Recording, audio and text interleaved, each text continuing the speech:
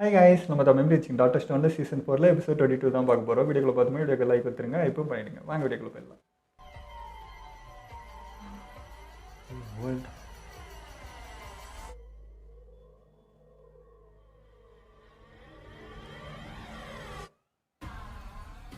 அந்த மோசமான வெளிச்சம் திரும்ப வந்துருச்சு. கதறங்கடா. இந்த உலகத்தோட முடிவு வந்துருச்சு. ஆப்போசிட்டோட கதறல் பாரு.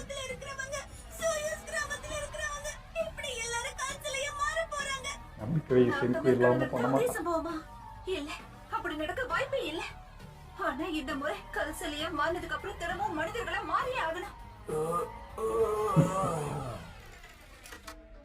ஓடு.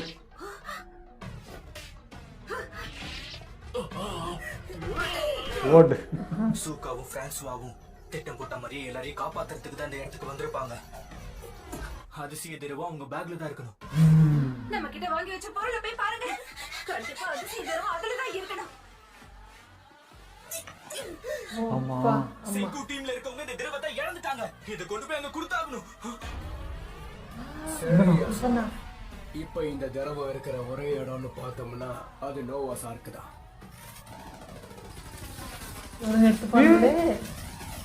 அந்த சின்ன பொண்ணு கூட சுட்டான். காப்பாற்றுறதுக்கு நீங்க இங்க வர்றதுக்கு 100 நாட்கள் ஆயிடுச்சு. இருந்தாலும் கொஞ்சம் சீக்கிரமா வருவேன்னு நினைச்சேன். ஆனா நீ இவ்வளவு சோம்பேறித்தனமா இருப்பேன்னு எதிர்பார்க்கல. அவங்க கிட்ட பிடிபட்டிருக்கிறது நானுங்கிறதுனாலதான் என்ன காப்பாற்ற வந்திருக்கேன். நிப்பாட்டுறீங்களா? உங்களுக்கு பாராட்ட மனசுலனாலும் கொஞ்சம் அமைதியா இருங்க. ஏன்னா அந்த பெட்ரிஃபிகேஷன் பீம் வந்துகிட்டு இருக்கு. வீடு கட்டவங்க.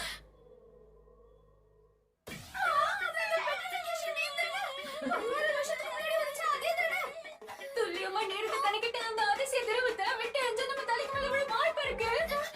ஆமால, அதெல்லாம் ஈஸி கிடையாது கண்ணு. எவ்வளவு கால்குலேஷன் நடந்திருக்கு. அதனால இந்த ஈஸி செய்யற இதெல்லாம் சப்ப மாட்டே.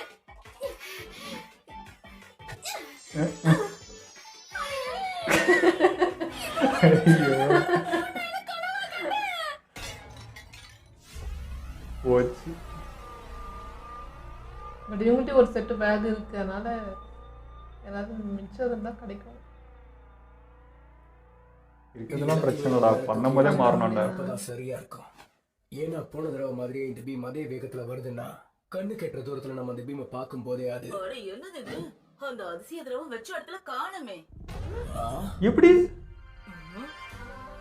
அவளையும் காணும் நினைக்கிறேன். அப்போ தப்பிச்சுட்டுக்குது குட்டி. ஐயோ, கண்ணு தெரியாது. தங்கப்புல அழகா ஓடி வருது. எது பண்றாப்பா அவ? மாசு கூட இவ்வளவு செம்ம. ஓடு. அந்த அதிசய திரவத்தை மெடியூசா டவர்ல எதுக்காக கொண்டு போய் வைக்கிறாங்க? அட கடவுளே, இது ஷாக்கிங் மாதிரி இருக்கே. ஏன்னா அந்த அளவுக்கு இது பயங்கர சத்தமா இருக்கு. குட்டி மேலான பிளட் வந்த மாதிரி இருந்தது. நினைக்கிறது சரிதான் ஜீனோ. மனித குலத்தோட முடிவை சந்திச்சதுக்கு அப்புறம் சில நாட்கள் ஆகலாம், ஏன் சில மாதங்கள் கூட ஆகலாம். ஆனா ஏக என்னைக்காவது எலி மின்னலோட மலைகளை கொட்டாமலா இருக்கும். அந்த சமயத்துல இந்த திரவம் தன்னால அதோட வேலைய ஆரம்பிச்சிடும். அது வெடிச்சு செதறி உன் மேல படுற மாதிரி பக்கத்துலயே வச்சிருக்காங்க. என்னடா அது, இன்ச்சு கூட நகரவே முடியல. நல்ல ஐடியா தான், ஆனா ஒர்க் ஆகணும் கரெக்டா. சுகா, அந்த டவருக்கு கீழே போய் புளிஞ்சுக்க. ஆமா, அது மேலதான் படணும். மட்டும்தான் அசைய முடியும். கண்ணு தெரியல பாவம். அது என்ன பண்ணுது? இப்ப போய் ஆகணும். எப்படின்னா போயிடு. இந்த தூரம் ஓடி வந்தது பெருசு. அந்த கண்ணு வச்சுட்டாங்க.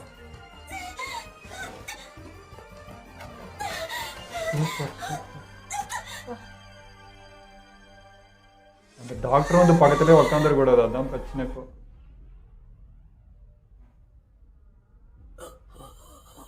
இன்னும் பிதுங்குதா? சந்திக்கலாம் ஜீனோ.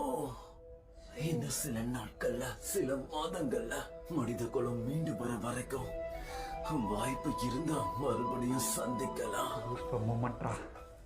அது கஷ்டமா இருக்கு எனக்கு. எனக்கு பேசுறது நிறுந்துருவான். செங்கோ திட்டமிட்ட மாதிரியே அந்த அதிசய திரவம் அவங்க டீம்ல இருக்கிற ஆளுங்க மேல மட்டும்தான் படுற மாதிரி பிளான் பண்ணிருக்காங்க. ஆனா நான் விடுவேனா? அந்த பாட்டில சுட்டு அது இருக்கிற இடத்த விட்டு அசைச்சிட்டா அதுக்கப்புறம் அது அழிஞ்சிடும். அதுக்கு மேல அவங்க நினைச்சது எதுவும் நடக்காது. மனித குலமும் மொத்தமா அழிஞ்சிடும். அதே மக்கள் மேல யார் மேலேயாவது விழுந்தாலும் பரவாயில்ல, அதுக்கப்புறம் நாம பழைக்கிறதுக்கு வாய்ப்பு இருக்கு. இருந்தாலும் இந்த வாய்ப்பை பயன்படுத்தி நான் துல்லியமா ஷூட் பண்ணலனா நான் நினைச்சது எதுவும் நடக்காது.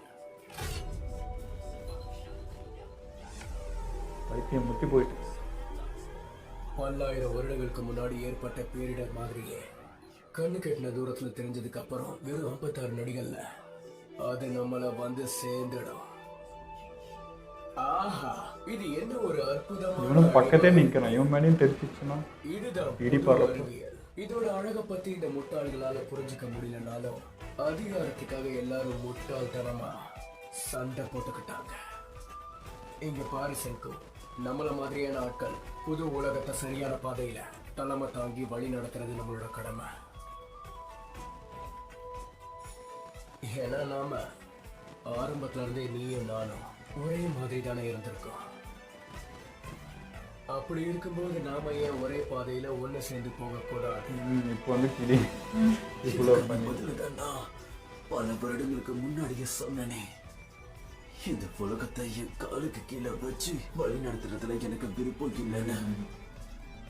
ஆனா அதுக்கு மட்டும் ஆசைப்பட்டா நாம தாண்டா எல்லாமே. இந்த உலகத்தை நம்ம கைப்பற்றலன்னா பரவாயில்ல, வருங்காலத்துல இருக்க உலகத்தை நம்ம ஆட்சி செய்வோம். இதுக்கு மேலதான் கதை சூடு பிடிக்க போகுதா? மூடிட்டு அடங்கடான்னு ஒரே வார்த்தை முடிச்சுக்கலாம். சொல்ல போனோம்னா என்னுடைய ராஜ்யத்தை விட ஓ ராஜ்யம் தான் திருப்தியற்றதா இருக்கு சென்கு. இப்போதான் புரியுது. ஜீனோவோட புத்திசாலித்தனத்தை கூட அவங்க பயன்படுத்திக்கிட்டாங்க.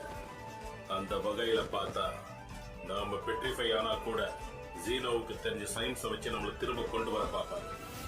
நான் கற்சிலையா மாறினாலும் என்னை திரும்ப கொண்டு வர அவர் கண்டிப்பா முயற்சி செய்வார்.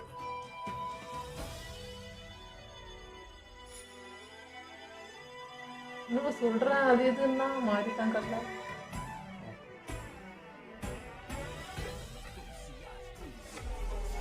இவருதான் மாறுறாரு.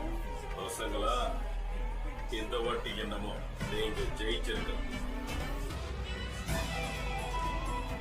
வேற ஒரு திட்டம் போடுறோம். செங்கு அவர் எழுப்பாம இருக்க மாட்டான். அப்படி எழுப்புனா அவர் என்ன எழுப்பிடுவான்னு அந்த கணக்கு போடுறோம். எல்லாரும் டிஃபென்சிவ் போஸ்டர்ல இருங்க. அப்பதான் சலைகளால பாதிக்கப்பட மாட்டீங்க. சூப்பர்.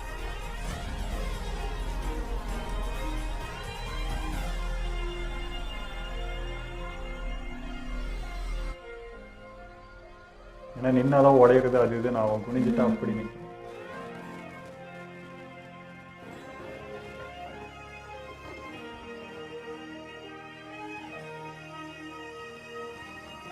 அன்னைக்கு மறுபடியும் மனிதர்களும் முதல்ல இருந்து திரும்பவும் கல் சிலையா மாறுச்சு. ஒரே ஒரு இடியில தான் எல்லாம் இருப்பான்.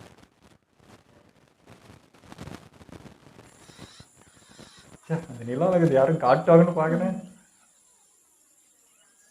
இதுங்க தான் தட்டி கிட்டி விட்டுற போதுங்க குரங்குறங்க.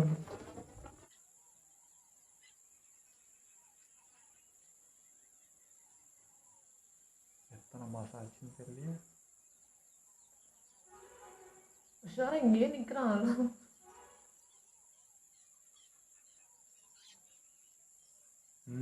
கரெக்டா நின்றுக்குது.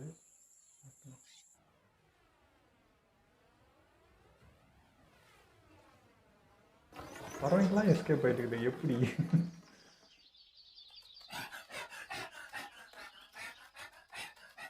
இந்த டாக் எப்படி தப்பிச்சு?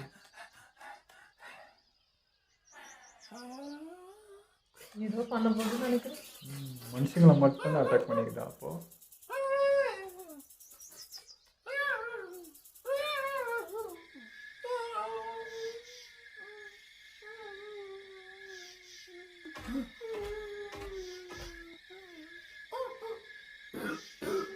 இவங்க பண்ணிக்குட்டி தான் வளர்த்தாங்க. ஆட பாருங்களா, நான் கூட எதனா எடுத்து வந்து எதனா மேலே ஊத்துன்னு நினைச்சேன். எங்களுக்கு என்ன தெரியும் அவ்வளவுதான். சுதந்திரமா தெரியுதுங்க அது பார்க்கும்போது. நம்ம இல்லைன்னா அப்படிதான் சுதந்திரமா ஜாலியாக இருக்கு.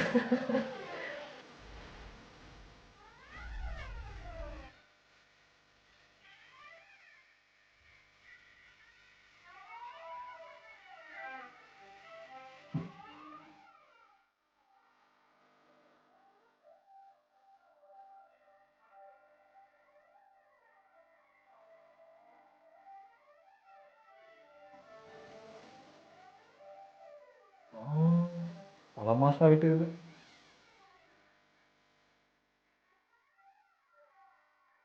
மழை சீசனே வரணும்ல. பனிக்காலம் முடிஞ்சு அப்புறம் மழை சீசன் வரணும். மழை வந்து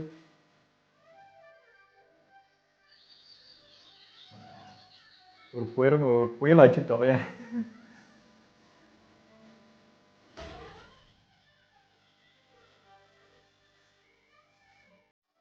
நல்லா வளர்ந்துச்சுங்க ரெண்டும். வருஷ கணக்கு ஆயிடுச்சு போல இருக்கு.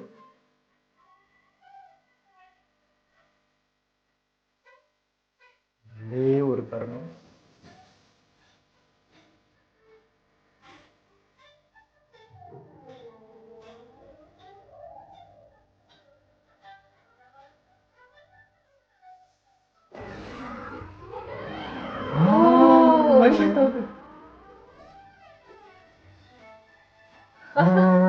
சூப்பர். ஏன்னா சவுண்ட் எதனா பலமா இருந்தா கூட உடையும். எல்லா சவுண்ட்ஸையும் அப்சர்வ் பண்ணி இன்னும் கொஞ்சம் விரிசு விட்டா கூட உடஞ்சிரும். மறைஞ்சு போயிட்டாரு. எத்தனை வருஷம் தெரியல.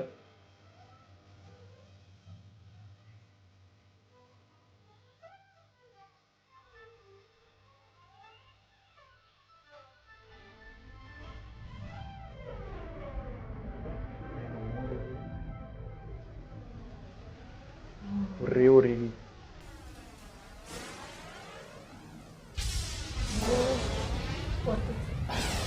சூப்பர். குட்டி மேல தான்.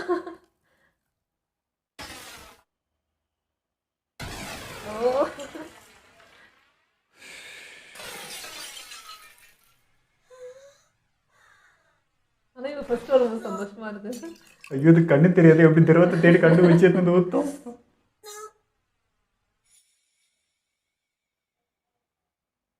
ஞாபகம் வருது. எங்கன்னா போய் கண்டுபிடி. நினைச்ச மாதிரி நடந்துருச்சு. சிறுத்தலா இருக்கு. அத்தா ஐயோ அது கண்டுபிடிக்கணும் எங்க இருக்குன்னு. என்ன எல்லாம் கல்லா இருக்காங்க, நான் மட்டும்தான் நீ மாதிரி மட்டும் தானே இருக்கேனா? செல்லம், வேற யாரும் இல்லை. இந்த வேலையை செய்யறவங்க ரொம்ப முக்கியமானவங்க. ஸ்பெஷல் ஸ்குவாட்ல இருக்க சூக்கா நீ தான் ஏத்தவ. சொன்ன மாதிரியே செஞ்சுட்டேன். என்னதான் பிரச்சனையில மாட்டி இருந்தாலும் கடைசியில மனுஷியா மாறிட்டேன். அங்க போல உதறா கிடக்கு, எங்க எப்படி எடுத்து போறா தெரியல. கஷ்டமா செஞ்சுட்டேன். So, cop me. அந்த பழைய இடம் ஞாபகம் இருக்கும் எனக்கு. எல்லாம் மறந்து இந்த போயிடுச்சு. மாதிரி கல்லா மாறினதுக்கு அப்புறம் எல்லாரையும் எவ்வளவு நல்லா காக்க வச்சிருக்கான்னு தெரியலையே. ஒரு வருஷம் ஆயிருக்கலாம், இல்ல 2 வருஷம். இப்ப அதிசய திரவத்தை வச்சு எல்லாரையும் மீட்க போறாங்க. சிறுத்தைய நாய்க்குட்டின்னு போய் கட்டி பிடிச்சிரு போகுது. ஆனா அதிசய ஏன் வாய் வச்சு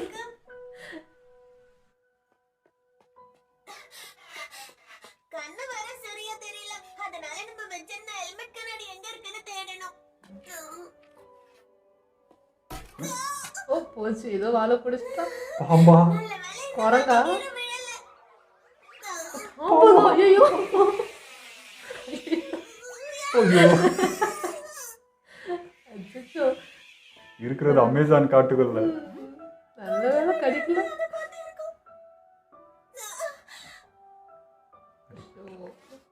என்ன ஆனாலும் சரி, என்னை யாராலையும் தடுக்க முடியாது.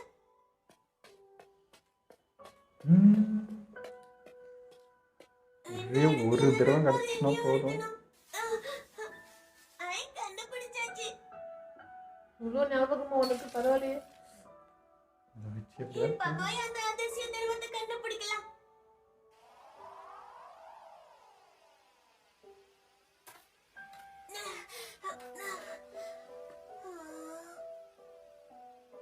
செங்கு வச்சிருந்த அதிசய திரவம் இப்ப அவன்கிட்ட எதுவும் இல்ல. ஊத்திட்டு இருக்கலாம். இங்கேயும் இல்ல. அது இல்லையா? அந்த 2 பொண்ணுங்க வச்சிருந்தது இல்ல அங்கங்க இருந்தா. அது ஒன்று தூக்கி போட்டுச்சு வேற கீழே ஒன்று. ஒண்ணுதான் நிறைய வச்சிருந்தாங்கண்ணா. நிறைய வச்சிருந்தா பட் ஒன்று ஸ்லிப் ஆகி கீழே விழுந்துச்சு. கடைசியா இருந்ததும் ஒரு சொட்டு விடாம நம்ம மேல விழுந்துருச்சு. இப்ப எதுவும் இல்லையே. ஐயோ, இதுக்கு மேல நான் என்ன பண்ணுவேன்? எங்கேயுமே இல்ல. தேடதான் கிடைச்சு.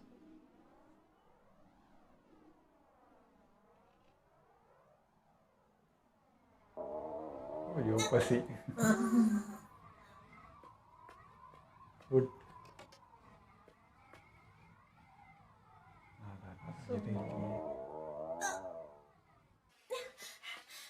ஐயோ இதெல்லாம் விஷமா வேற இருக்கும்.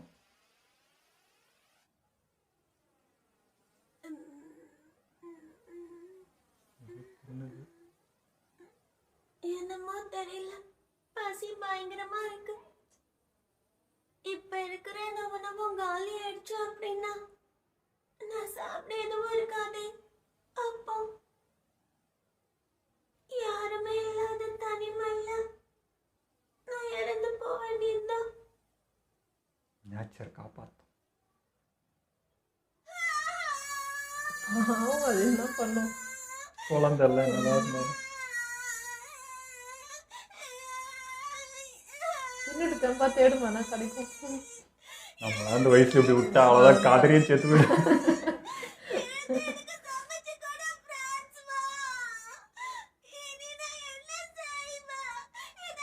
மாதிரி எப்பாவும் கஷ்டமா இருக்குல்ல, சுற்றி சிலை அழறது. கிடைச்சிடும், ஏதாவது கிடைச்சிடும். என்னால முடியல. இந்த உலகத்துல நான் இப்ப தனியா இருக்கேன்.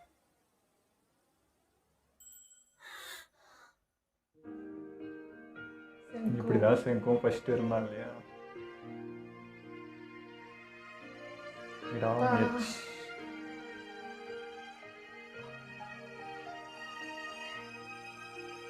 எவ்வளோ பெரிய ஆசானா இருந்திருக்கான்றது. இந்த உலகத்துல நான் ஒருத்த மட்டும்தான் கடைசி மனுஷனா இருக்கேன். ஆனா பரவாயில்ல. நம்பிக்கையா இருந்து எத்தனை பேர் ஆரம்பத்துல செங்கு கூட இந்த மாதிரி தனிமையில தானே இருந்தாரு. மத்தவங்க எல்லாம் இழந்திருப்பாங்களா மாட்டாங்களான்னு கூட தெரியாது. அவனமா இருக்கிறது கஷ்டம்தான். எனக்கு ஒண்ணு தெரியும், நல்லா தெரியும். என்னைக்காவது எல்லாம் இழந்திருப்பாங்க.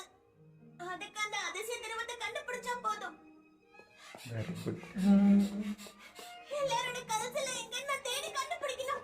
ஏன்னா அவங்கள ஒருத்தங்க கிட்ட இந்த அதிசய திரவம் கண்டிப்பா இருக்கும். அதுக்கப்புறம் அவங்க எல்லாரும் எப்படியாவது ஒரே இடத்துக்கு கொண்டு வரணும். அதுக்கு எத்தனை நாள் ஆனாலும் சரி. இடத்த ஞாபகம் வச்சுக்க மறந்துட போறேன்.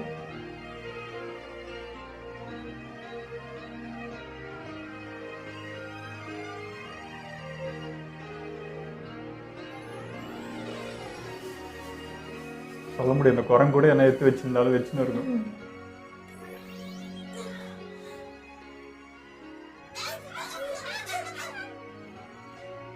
அந்த குரங்குக்கு என்னாச்சு? அவளோட முகம் பார்க்க ஜொலிக்குதா? ஹலோ, உங்களை பார்த்ததுல சந்தோஷம்.